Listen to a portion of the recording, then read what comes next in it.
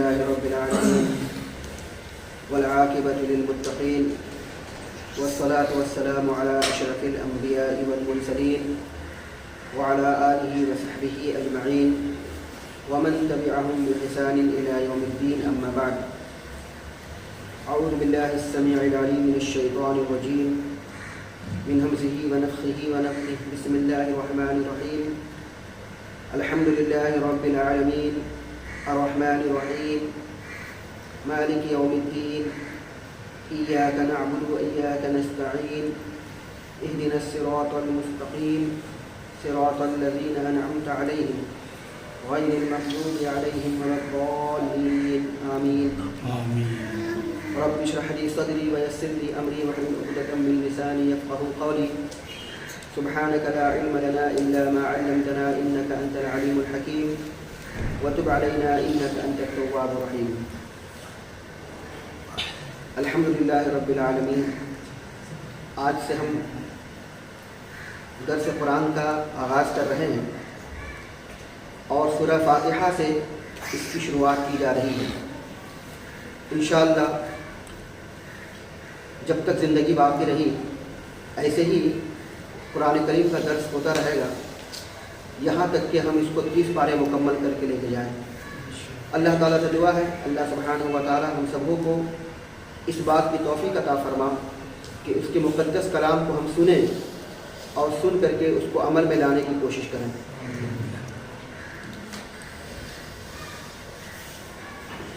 مفسرین کرام جب قرآن کریم کی تفسیر بیان کرتے ہیں تو ہر مفسر کا الگ الگ انداز ہوتا ہے اور جب وہ قرآن کریم کی تفسیر بیان کرتے ہیں کسی بھی صورت کی یا کسی بھی آیت کی تفسیر کرتے ہیں تو اس کا سیاق و سباق بتلاتے ہیں, اس کا بیک گراؤنڈ بتلاتے ہیں, اس کا پس منظر بیان کرتے ہیں. خاص کر کے سورۃ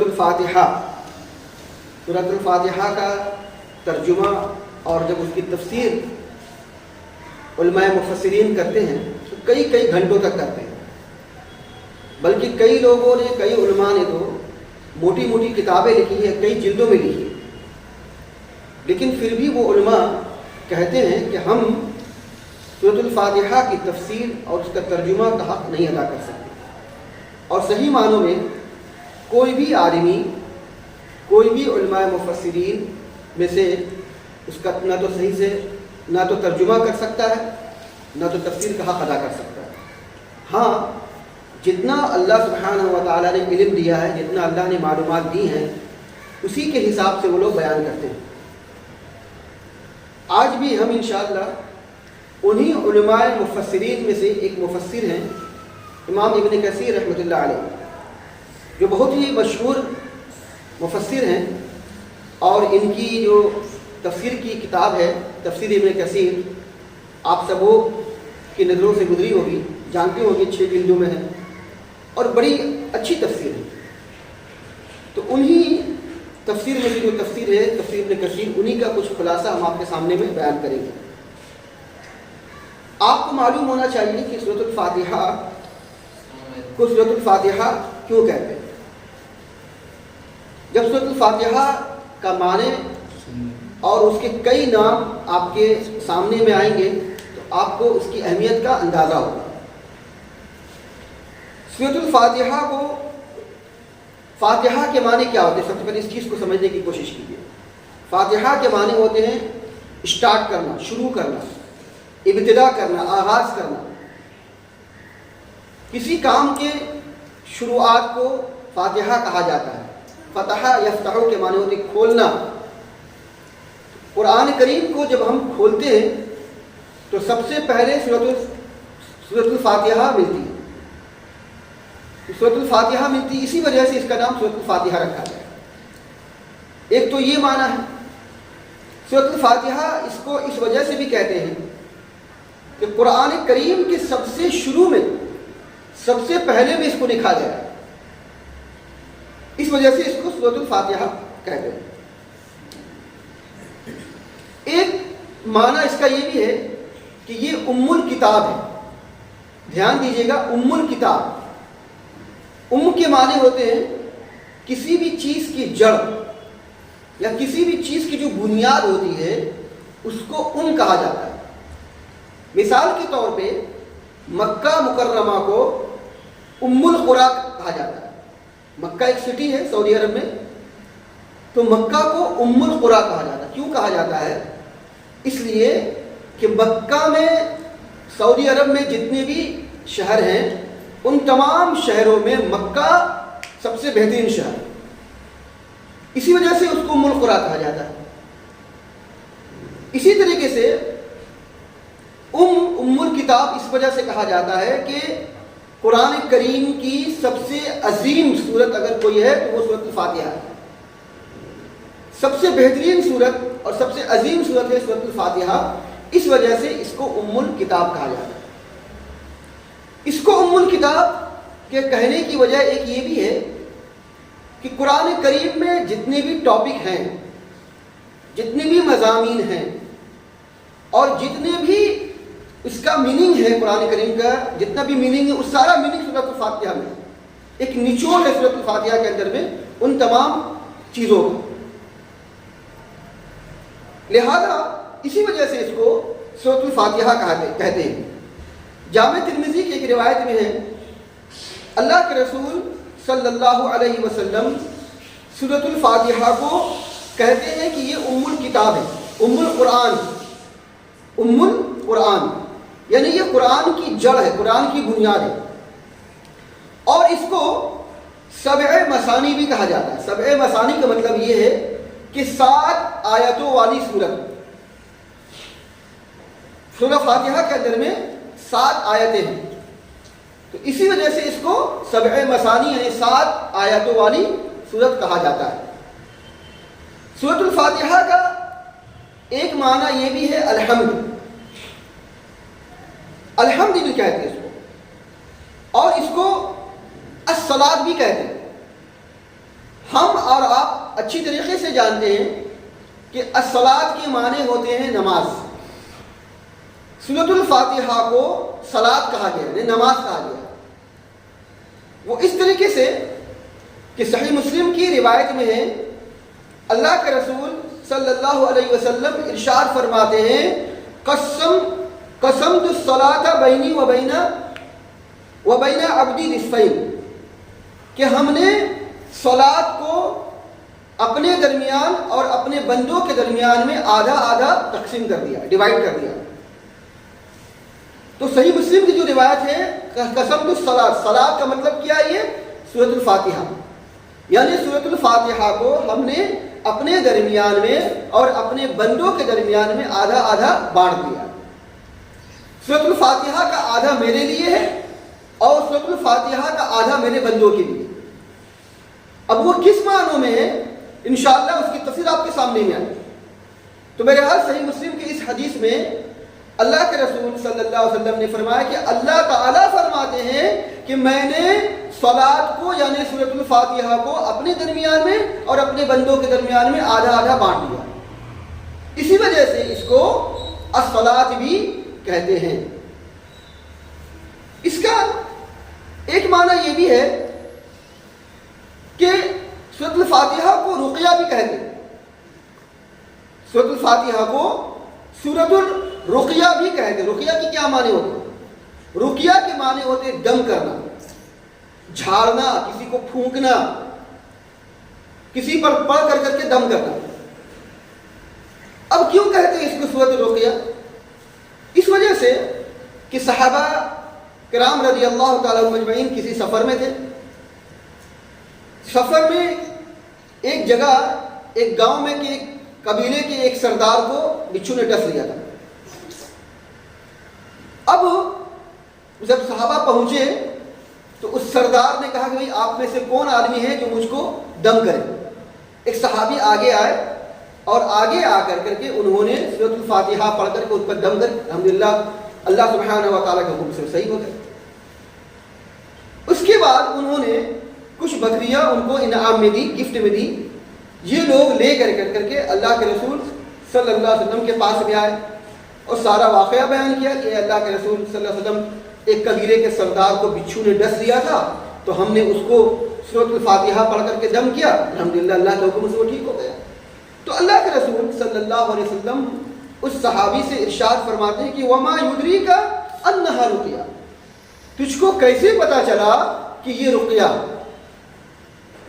یعنی یہ دم کرنے والی صورت ہے، تجھ کو کیسے پتا چلا؟ تو اس واقعے سے ہمیں یہ بھی پتا چلا کہ اگر ہم میں سے یا اپنے کسی دینی بھائی یا رشتہ دار میں سے کسی کو بھی اگر کوئی بیماری آتی ہو، کسی نے کسی کو بچھو ڈس لیا ہو، کوئی سانپ نے ڈس لیا ہو، یا کوئی پریشانی لاحق ہوتی ہو، تو آپ اگر اس پر سورۃ الفاتحہ پڑھ کر کے دم کریں گے، انشاءاللہ سورۃ الفاتحہ کی برکت سے وہ ٹھیک ہو جائے گا۔ کسی کو بھی کوئی پریشانی نہیں، سورۃ الفاتحہ 7 مرتبہ پڑھیے اور 7 مرتبہ پڑھ کر کے اس پہ دم کیجیے، یہ سورۃ الفاتحہ کی برکت ہے۔ تو اسی وجہ سے اس کو سورۃ الرقیہ بھی کہتے ہیں۔ یہ سورت بہت ہی عظیم سورت ہے، اور اس سورت کے اندر میں 7 آیتیں ہیں۔ عام طور سے ہم اور آپ جب دیکھیں گے قرآن کھول کر کے تو آپ کو صرف 6 ہی آیت ملے گی، الحمد سے لے کر کے ولا ضالین تک 6 ہی آیت ملے گی۔ لیکن حقیقت بات یہ ہے کہ اوپر کے شروع میں جو بسم اللہ الرحمن الرحیم لکھا ہوا ہے، وہ بسم اللہ الرحمن الرحیم بھی باقاعدہ ایک آیت ہے۔ اس کو وہاں سے جب آپ شروع کریں گے تو ولا ضالین تک 7 آیت بن جاتا ہے۔ تو اسی وجہ سے اس کو 7 مثانی یعنی 7 آیتوں والی سورت کہا جاتا ہے۔ یہ جمہور جتنے بھی قراء ہیں، سارے قراء کا اس بات پر اتفاق ہے کہ بسم اللہ الرحمن الرحیم یہ سورۃ الفاتحہ کی ایک جز ہے، سورۃ الفاتحہ کا ایک جز ہے۔ کچھ لوگ ایسے بھی ہیں جو یہ کہتے ہیں کہ بسم اللہ الرحمن الرحیم ایک الگ آیت ہے اور الحمد سے اس کا آغاز ہوتا ہے، اس کی شروعات ہوتی ہے، اور اس طریقے سے 6 آیت بنتی ہے۔ لیکن اکثر مفسرین، جمہور قراء، تمام قراء اس بات پر یونائٹ ہیں، اس بات پر متفق ہیں کہ بسم اللہ الرحمن الرحیم سے لے کر کے ولا ضالین تک یہ 7 آیت بنتی ہے، یعنی بسم اللہ الرحمن الرحیم کو بھی وہ لوگ اس کے اندر میں شامل کرتے ہیں۔ تو ہمیں اس بات کے لیے کلیئر ہو جانا چاہیے کہ بسم اللہ الرحمن الرحیم بھی اسی کا ایک جز ہے سورۃ الفاتحہ کا، وہیں سے اسٹارٹ کیا جاتا ہے، آغاز کیا جاتا ہے۔ مسند احمد کی صحیح درجے کی روایت میں آتا ہے کہ حدیث کے اندر میں اللہ کے رسول صلی اللہ علیہ وسلم سورۃ الفاتحہ کی اہمیت اور فضیلت بتلاتے ہیں۔ وہ یہ کہ ابو سعید بن معلّہ فرماتے ہیں رضی اللہ تعالیٰ عنہ کہ میں نماز پڑھ رہا تھا، اتنے میں اللہ کے نبی صلی اللہ علیہ وسلم نے ہمیں آواز دی۔ اب میں نماز میں تھا، میں کیسے آواز دوں؟ میں نے اللہ کے رسول صلی اللہ علیہ وسلم کی بات کا جواب نہیں دیا۔ جب میں نماز سے فارغ ہوا اور فارغ ہو کر کے اللہ کے رسول صلی اللہ علیہ وسلم کی خدمت میں حاضر ہوا تو اللہ کے رسول صلی اللہ علیہ وسلم نے کہا بھائی میں نے تم کو آواز دی، تم نے بولا کیوں نہیں، جواب کیوں نہیں دیا؟ انہوں نے کہا کہ اے اللہ کے رسول صلی اللہ علیہ وسلم میں نماز پڑھ رہا تھا، میں نماز پڑھ رہا تھا۔ اللہ کے رسول صلی اللہ علیہ وسلم نے ان سے کہا کہ کیا تم نے قرآن کریم کی یہ آیت نہیں پڑھی جس میں اللہ نے فرمایا یا ایھا الذین آمنوا استجیبوا للہ وللرسول اذا دعاکم، اے ایمان والو جب بھی تمہیں اللہ اور اس کے رسول تم کو بلائیں تو تم ان کی پکار پر لبیک کہو، فوراً ان کی بات کی جواب دو۔ کیا مطلب اس کا مطلب یہ ہے کہ جب بھی اللہ اور اللہ کے رسول صلی اللہ علیہ وسلم تمہیں کسی بھی بات کا حکم دے، فوراً اگر مگر چوں چرا لیکن کیے ہوئے ان کی بات کو مانو، اللہ اور اللہ کے رسول کی اطاعت و فرما برداری کرو، چاہے اس میں تمہارا نقصان ہو جائے، چاہے تمہارا اس میں کچھ فائدہ ہو جائے، چاہے تمہارا اس میں کچھ بھی معاملہ ہو، فوراً اللہ اور اللہ کے رسول صلی اللہ علیہ وسلم کی اتباع اور فرما برداری کرو۔ آپ کو دنیا کے معاملات نہیں دیکھنے، آپ کو ادھر ادھر کی باتوں کو نہیں دیکھنا ہے، کون غصہ ہو جاتا ہے، کون خفا ہو جاتا ہے، کون ہماری مجلس سے ناراض ہو کر کے غصہ ہو کر کے چلا جاتا ہے، چلا جائے، لیکن اللہ اور اللہ کے رسول صلی اللہ علیہ وسلم کی اتباع اور فرما برداری میں ذرہ برابر بھی فرق نہیں آنے چاہیے۔ وہ صحابی کیا کر رہے تھے؟ نماز پڑھ رہے تھے نا، اللہ کی عبادت کر رہے تھے، لیکن اس کے باوجود بھی کہا گیا کہ کیا تم نے قرآن کریم کی آیت نہیں سنی؟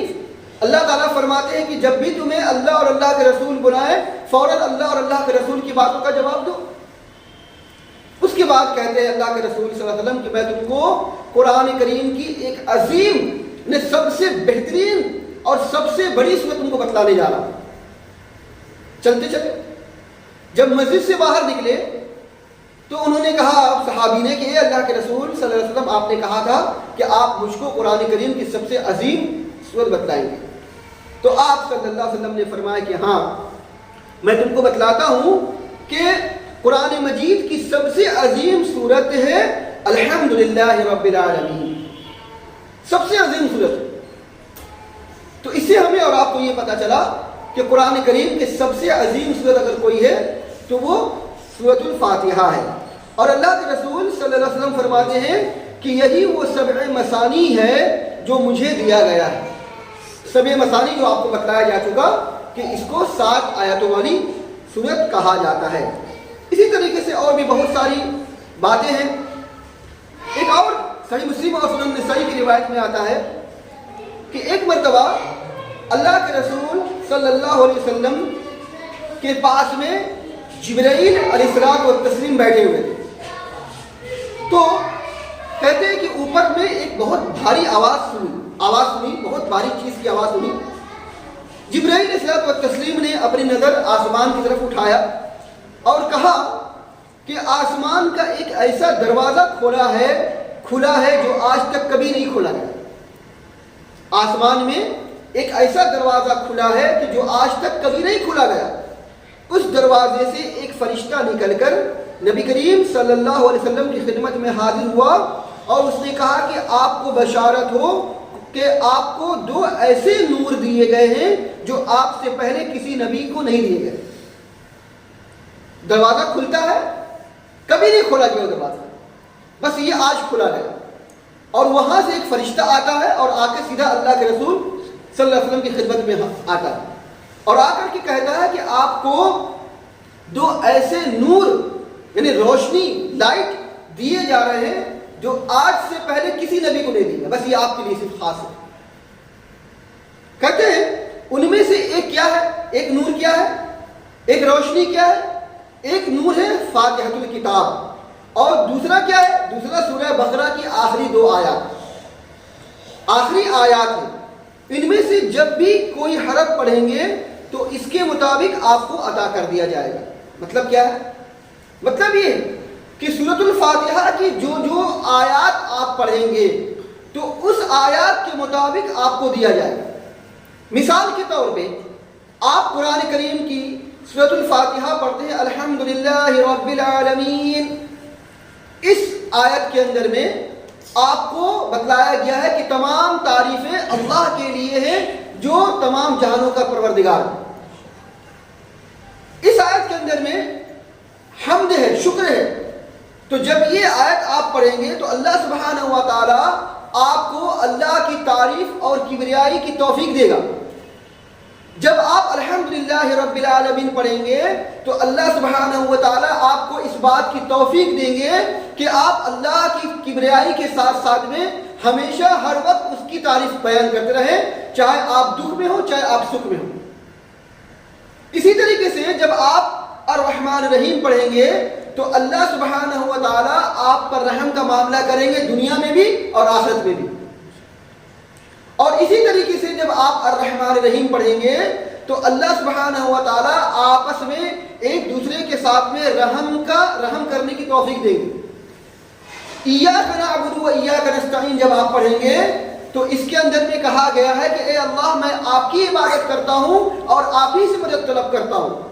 تو اس آیت کے مطابق آپ کو اپنی عبادت کی توفیق دے گا اور اپنی آپ سے ہی استعانت یعنی مدد طلب کرنے کی توفیق دے گا۔ اللہ سبحانہ و تعالیٰ کی ہی آپ عبادت کریں گے اور اللہ تعالیٰ سے ہی مدد طلب کریں گے۔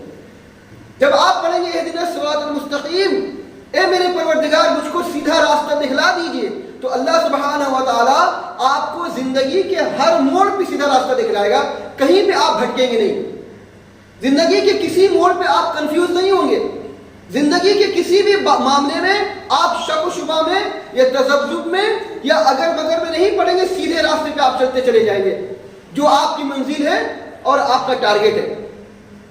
جب آپ پڑھیں گے صراط الذین انعمت علیہم، میرے پروردگار مجھ کو اس راستہ کی توفیق دے، اس راستہ پر چلنے کی توفیق عطا فرما کہ جن پر تیرا انعام ہوا ہے، تو اللہ سبحانہ و تعالیٰ آپ کو اس راستے پہ لا کر کھڑا کرے گا جس راستے میں مومن چلا کرتے تھے اور اللہ کے نیک بندے چلا کرتے تھے۔ آپ کو دنیا کی زندگی میں ان راستوں کی توفیق دے گا جن راستوں پہ ایمان والے چل کر کے اللہ کا انعام حاصل کیا کرتے تھے۔ کون راستہ؟ کس کا راستہ؟ آپ پڑھیے سورہ نساء میں، نبیین، نبیوں کا راستہ، صدیقین، سچ بولنے والوں کا راستہ، شہداء، اللہ کے راستے میں جہاد کرتے کرتے اپنی جان کو کھپا دینے والے کا راستہ، والصالحین، اور نیک لوگوں کا راستہ۔ جب آپ پڑھیں گے اہدنا الصراط المستقیم صراط الذین انعمت علیہم، تو یہ چار لوگوں کا راستہ اللہ سبحانہ و تعالیٰ آپ کو دنیا کی زندگی میں عطا کریں گے۔ غیر المغضوب علیہم ولا الضالین جب آپ کریں گے تو اللہ سبحانہ و تعالیٰ آپ کو یہود و نصارہ کے راستے پہ چلنے سے بچا لیں گے، جن پر اللہ سبحانہ و تعالیٰ کا غضب ہوا، جن پر اللہ تعالیٰ کا غصہ نازل ہوا۔ یہود و نصارہ، آپ کو اللہ سبحانہ و تعالیٰ ان لوگوں کے راستے پہ چلنے نہیں دے گا اللہ تعالیٰ۔ ظاہر سی بات ہے جب آپ کو اللہ سبحانہ و تعالیٰ ان شہداء، ان صالحین، نبیین اور صدیقین کے راستے پہ چلنے کی توفیق دے گا تو ظاہر سی بات ہے یہود و نصارہ کے راستے سے آپ کو بچا لے گا۔ تو اہدنا الصراط سورۃ الفاتحہ پڑھنے کا یہ سب سے عظیم فائدہ ہمارے لیے اور آپ کے لیے ہے۔ اللہ کے رسول صلی اللہ علیہ وسلم فرماتے ہیں کہ جب ان میں سے آپ ایک ایک آیت کی تلاوت کریں گے، ایک ایک آیت کی تلاوت کریں گے، تو جتنی آیتوں کی تلاوت کریں گے وہ ساری آیات آپ کو دی جائیں گی، آپ کو ملیں گی۔ اور ہم سے پہلے کسی نبیوں کی امتیوں کو یہ چیز نہیں دی گئی، سمجھ لیجیے اچھی طریقے سے آپ۔ لیکن شرط کیا ہے؟ شرط یہ ہے کہ جب آپ اس کے معنی اور اس کی تفسیر کو اچھی طریقے سے پڑھ کر کے آپ اس کا اسٹڈی کر کے اس کا مطالعہ کر کے اس کی غور و خوض کر کے جب آپ پڑھیں گے تو انشاءاللہ آپ کو دیا جائے گا۔ اسی حساب سے جب آپ پڑھیں گے اور اسی حساب سے جب اللہ سے آپ دعا کریں گے تو اللہ تعالیٰ آپ کو دیں گے۔ تو اللہ کے رسول صلی اللہ علیہ وسلم کی یہ حدیث ہے کہ وہ فرشتے فرماتے ہیں کہ ان میں سے ایک فاتحۃ الکتاب اور دوسرا سورہ بقرہ کی آخری آیات ہیں، ان میں سے آپ جب بھی کوئی حرف پڑھیں گے تو اس کے مطابق آپ کو عطا کر دیا جائے گا۔ یہ الفاظ جو ہے نسائی کے ہیں اور صحیح مسلم میں بھی یہ حدیث موجود ہے۔ اسی طریقے سے سورۃ الفاتحہ کے سلسلے میں یہ بھی آتا ہے کہ ہمیں ہر نماز میں سورۃ الفاتحہ کی تلاوت کرنی چاہیے، چاہے فرض نماز ہو، سنت نماز ہو، نفل نماز ہو، نماز جنازہ ہو، یا کوئی سا بھی نماز اگر ہم پڑھ رہے ہوں، نماز استسقاء ہو، صلاۃ الکسوف ہو، چاند گرہن سورج گرہن کی نماز ہو، یا بارش نازل نہیں ہو رہی اس کو نازل کرنے کی جو ہم لوگ پڑھتے صلاۃ الاستسقاء وہ نماز ہو، جو بھی نماز اگر ہم پڑھیں ان ساری نمازوں میں ہمیں سورۃ الفاتحہ پڑھنا ہے۔ جیسا کہ اللہ کے رسول صلی اللہ علیہ وسلم ارشاد فرماتے ہیں کہ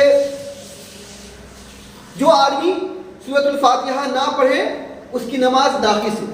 اللہ کے رسول صلی اللہ علیہ وسلم 3 مرتبہ فرماتے ہیں اس کی نماز ناقص ہے، ناقص ہے، ناقص ہے۔ جو آدمی جان بوجھ کر کے سورۃ الفاتحہ اپنی نماز میں نہیں پڑھتا ہے تو اس کی نماز ادھوری ہے، اس کی نماز ادھوری ہے۔ کوئی آدمی یہ نہ کہے کہ بھائی ادھوری نماز ہے، ادھوری نماز تو رہ گئی نا، ہمیں ادھوری نماز کا ثواب ملے گا۔ تو اللہ سبحانہ و تعالی ہم سے اور آپ سے یہ نہیں چاہتے کہ آپ ادھوری نماز پڑھیں، وہ بھی جان بوجھ کر کے۔ تو جو آدمی ادھوری نماز پڑھنا چاہتا ہو تو اس کی نماز اس کے منہ پر مار دی جائے گی۔ آپ کو پتہ چل چکا ہے کہ سورۃ الفاتحہ نہ پڑھنے سے ادھوری نماز ادھوری ہوگی، تو آپ کو چاہیے کہ آپ سورۃ الفاتحہ پڑھیں تاکہ آپ کی نماز مکمل ہو جائے۔ وہ کس طریقے سے؟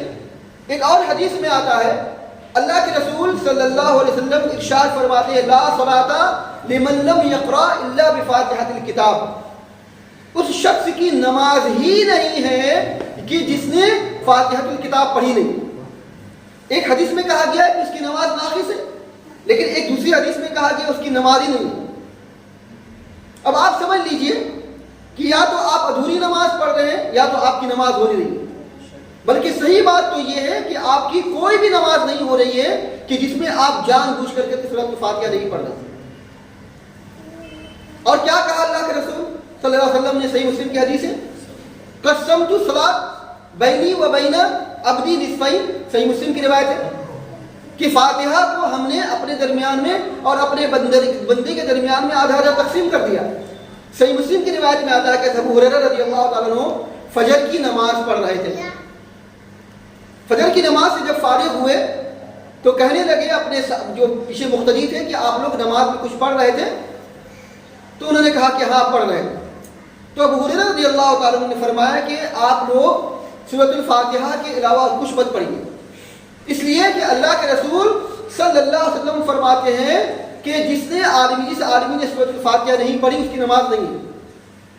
اور یہ فرمایا کہ سورۃ الفاتحہ کے سلسلے میں اللہ تعالیٰ فرماتے ہیں کہ میں نے اپنے درمیان میں اور اپنے بندوں کے درمیان میں آدھا آدھا بانٹ دیا، آدھا آدھا بانٹ دیا. اللہ تعالیٰ جب بندہ یہ کہتا ہے الحمدللہ رب العالمین تو اللہ تعالیٰ فرماتے ہیں حمیدنی رب عبدی، میرے بندے نے میری تعریف کی. جب بندہ کہتا ہے الحمدللہ رب العالمین تو اللہ تعالیٰ وہاں آپ کو جواب دیتا ہے اپنے فرشتوں کے درمیان میں. کیا کہتا ہے؟ حمیدنی عبدی، دیکھو میرے بندے نے میری تعریف کی، میرے بندے نے میری تعریف کی. اور جب بندہ کہتا ہے الرحمن الرحیم تو اللہ تعالیٰ فرماتے ہیں اثنا علی عبدی، میرے بندے نے میری کبریائی بیان کی، میری حمد و ثنا بیان کی میرے بندے نے. فَإِذَا قَالَ مَالِكِ يَوْمِ الدِّينِ، جب بندہ کہتا ہے مالک یوم الدین تو اللہ تعالیٰ فرماتے ہیں مجدنی عبدی، میرے بندے نے میری بزرگی بیان کی، میری کبریائی کی گواہی دی.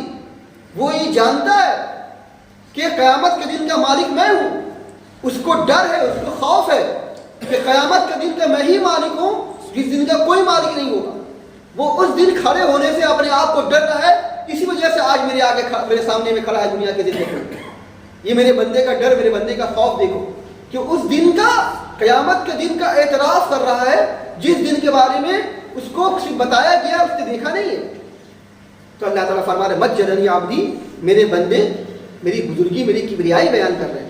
وقال مرة فوض إلي عبدي فإذا قال إياك نعبد وإياك نستعين، اور جب بندہ کہتا ہے اے میرے اللہ، اے میرے پروردگار، میں آپ ہی کی عبادت کرتا ہوں اور آپ ہی سے مدد طلب کرتا ہوں، صرف آپ کی عبادت کرتا ہوں، صرف آپ کی عبادت کرتا ہوں اور آپ ہی سے مدد طلب کرتا ہوں، تو اللہ تعالیٰ فرماتے ہیں ھذا بینی و بین عبدی،